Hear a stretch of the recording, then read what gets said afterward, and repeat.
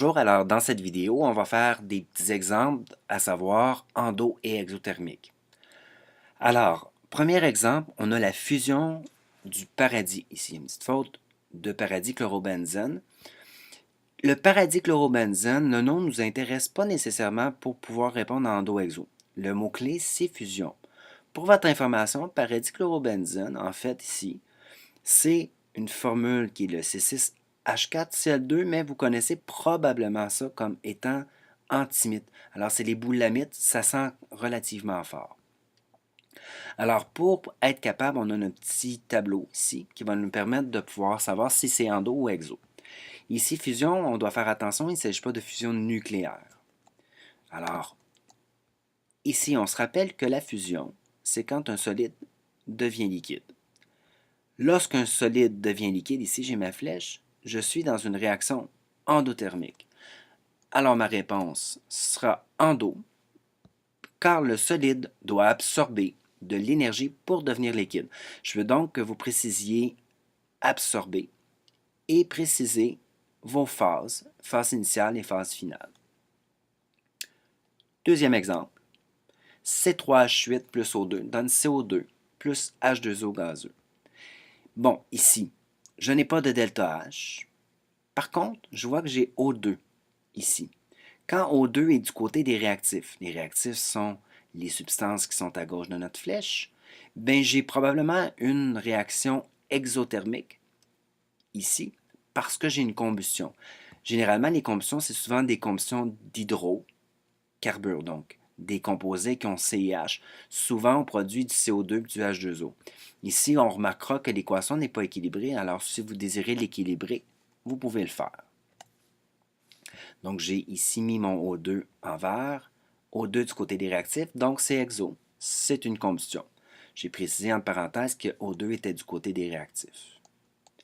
Troisième exemple, j'ai Ag plus AQ plus NO3 moins AQ plus 23 kJ me permet de produire du AgNO3 solide.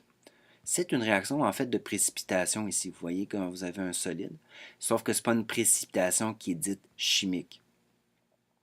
Alors, vous voyez que vous avez 23 kJ, donc l'énergie ici est du côté des réactifs. Donc, quand l'énergie est du côté des réactifs, ça veut dire que la réaction a absorbé de l'énergie. C'est donc endo. L'énergie est du côté des réactifs. Quatrième exemple, 3C solide plus 4H2 gazeux nous permet de faire du C3H8 gazeux. Delta grand H est égal à 398 kJ par mol. Cette fois-ci, le delta H est fourni. Il s'agit de regarder le signe. Mon delta H est positif. Delta H positif ici implique que je vais avoir une réaction qui est endothermique. Ici, j'ai un petit graphique pour l'exemple 5. Il y a plusieurs façons de pouvoir donner une réponse. Maintenant, ce que je vous suggère, c'est de faire le signe du delta H en précisant votre HP ici, qui est les produits. Ici, c'est l'enthalpie des réactifs. Et je fais toujours HP moins HR pour donner le delta H. Puisque la valeur de HP est supérieure à HR, ça va me donner une valeur de delta H plus grand que 0. J'accepterai aussi comme justification, le graphique montre une absorption d'énergie. Vous partez d'ici et vous devez absorber de l'énergie. Ce qui fait que la réaction ici, on va le préciser, il n'était pas écrit, c'est une réaction endothermique.